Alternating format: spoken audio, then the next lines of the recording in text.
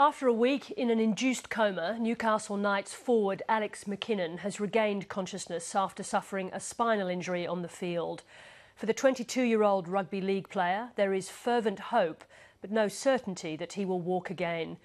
An estimated 15,000 people live with spinal cord injury in Australia, with a new injury occurring every day.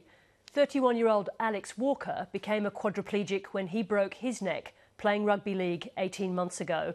He spoke to 7:30 about his long road to recovery. Rebecca Baillie reports. What speed do you want, boys? We'll go 1.5 for now. Yeah. If anyone knows the meaning of hard work, it's Alex Walker. Once a talented footballer, the 31-year-old's now a quadriplegic. The boys have got to keep their guns even. He's striving to regain some movement after he broke his neck playing rugby league and spent 10.5 months in hospital. And the arms. Yeah, keep those arms going. I'm never going to get up here.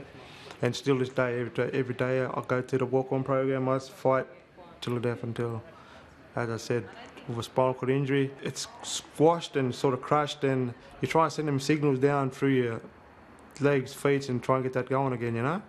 So it's tough, but you got to accept it and sort of learn to get on it and fight to, you know, to get it back. Slowly out and back. Control it. After his injury 18 months ago, Alex Walker couldn't speak for a month, and doctors told him he'd never move his arms and legs again. I can't begin to tell you how hard, like really hard.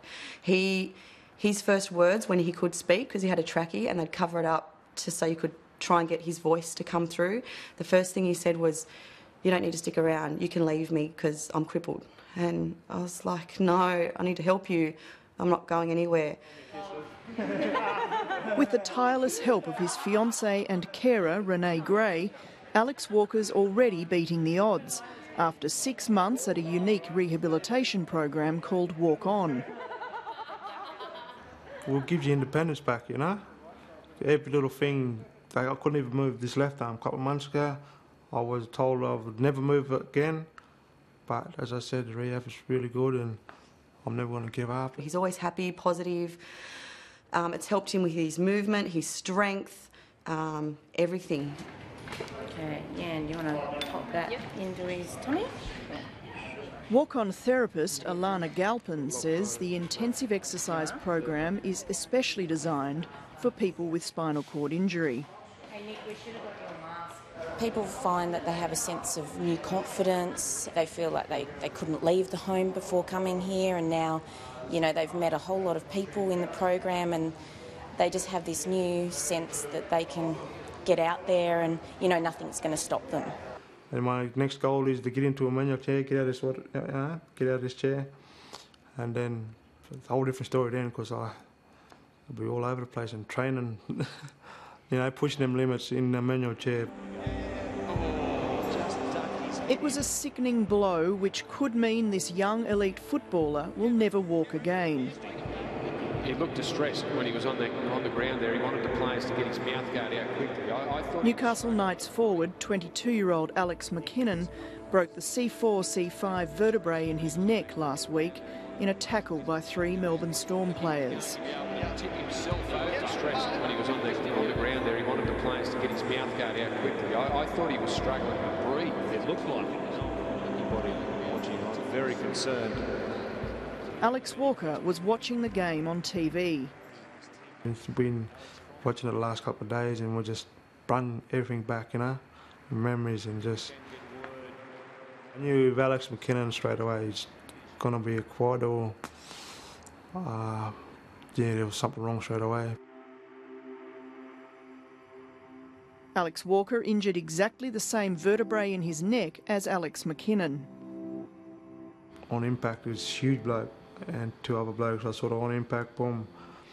I knew straight away something was wrong when I felt the impact, because I wasn't knocked out, I wasn't unconscious. And I knew as soon as I laid there, similar to Alex McKinnon, I couldn't move, nothing, you know.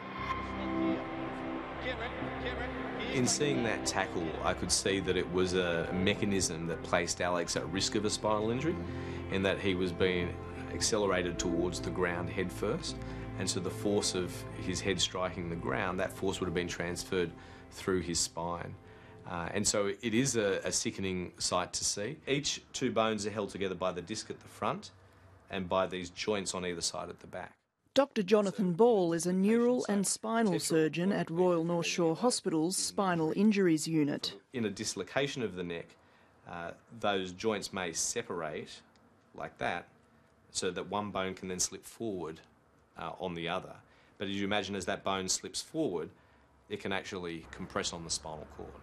Dr Ball says spinal cord injuries are defined as either complete, where all movement and sensation is lost below the level of injury, or incomplete, where some movement is preserved.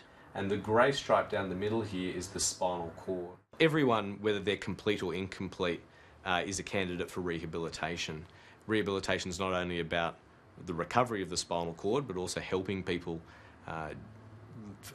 improve their function so that they can lead the best life possible following their injury. It means that below the level of injury,